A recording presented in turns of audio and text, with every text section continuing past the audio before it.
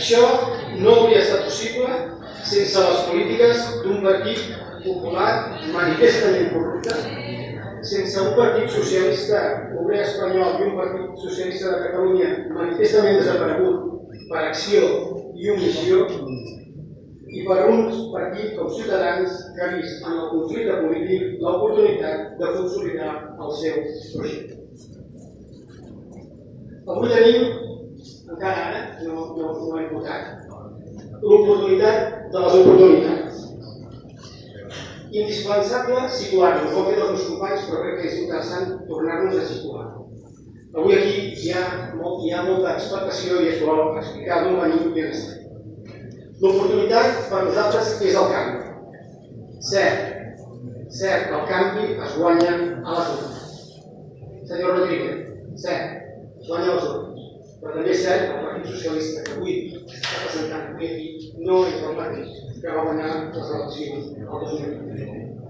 Cert també que el 2015, per primera vegada en 36 anys, la possibilitat aritmètica per fer el canvi a la ciutat era possible.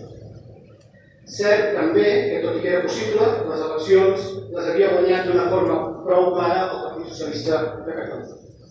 Perdem regidor i lluny de la majoria física. Avui, però, no estem aquí, en aquest escenari. Això no és una moció de censura on una oposició intenta posar-se d'acord més o menys de forma forçosa per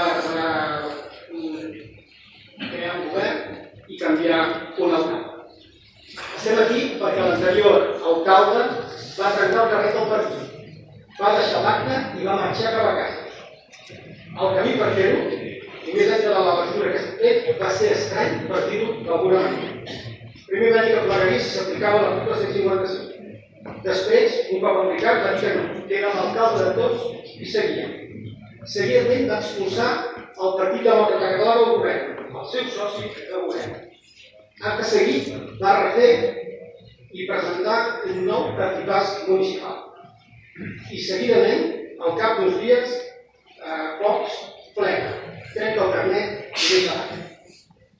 Ho va fer amb un comunicat que no pot deixar indiferent a ningú, carregant contra el seu expartit, d'una forma que genera incomoditat fins i tot als membres d'altres partits. I on explica que el motiu de la seva marxa no és el moment nacional, no és el 155 ni els preus, és que el seu partit està sota el control d'interessos obscurs de lobbies econòmics que havien impedit desenvolupar les seves idees i les seves polítiques locals. No ho dic jo, no ho diu el portaveu d'Esquerra Republicana Unida d'Esquerra.